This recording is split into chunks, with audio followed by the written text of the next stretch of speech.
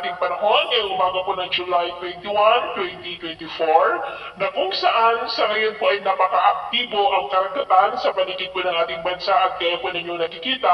ay may apat na po na sama ng panahon na nabuo. Una na po yan si Bagyong Butchoy pero nakalayo na po at nandiyan na sa may South China Sea at nagbabantang mag-landfall din po sa may Hainan, China bukas po ng umaga. At ang isa pang bagyo na nandito na po sa loob ng ating area of responsibility na si Bagyong Karina ay lumakas na nga po at may international name na Gaimi na taglay ang lakas ng hangin na maabot po sa 65 kilometers per hour at bugso na 95 kilometers per hour habang patuloy pa rin na kumikilos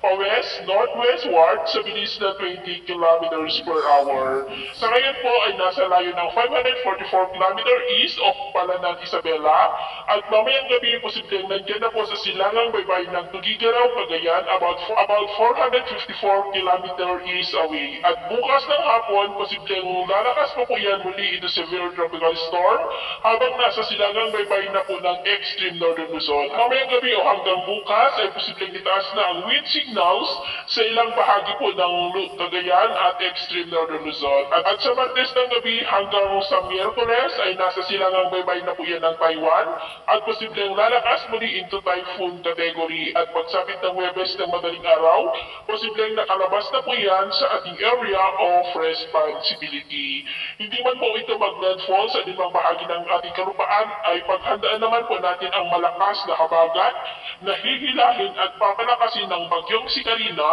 na siya naman po magpapaulan sa malaking bahagi ng ating bansa almost full week po, lalo na po sa western section ng ating bansa. At ang dalawang sama ng panahon naman na nasa malayong silangan ay hindi naman po nakitaan pang mga ito na lalakas bilang mga bagyo, posibleng mawala din po yung mga yan sa susunod na mga araw. At sa lagay ng ating panahon, ngayong madaling araw ay maayos naman ang panahon sa malaking bahagi ng bansa pero may chance pa rin ng mga isolated rains sa ilang bahagi ng Cagayan, silangan ng Isabela, Olongapo, Katanawan, Bicol Region, Occidental Mindoro, Antique, ilang bahagi ng Iloilo, Samar, Sipalay sa May Negros, Sulu Archipelago, Davao del Sur at Mati. At mamaya ay sisikat ang araw sa malaking bahagi pa din ng bansa pero dahil kay Bagyong Karina ay posible po ang mga pag-ulan na dyan sa ilang bahagi ng Isabela, ilang bahagi ng Cagayan at may mga isolated rains rin sa ilang bahagi naman ng Bataan, ilang bahagi ng Bicol at may mga isolated rains pa sa ilang bahagi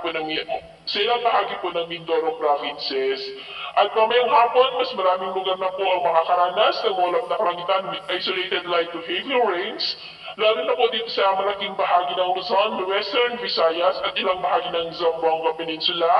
Kaya mag-ingat po tayo sa mga banta pa rin ng mga pagbaha at pagguho ng lupa. At sa atin naman po mga baybayin, wala naman po tayong nakatas ng mga gale warning signals, pero by pag-ingat lamang po kung papalaod tayo para mas mag-iwas sa mga sakunang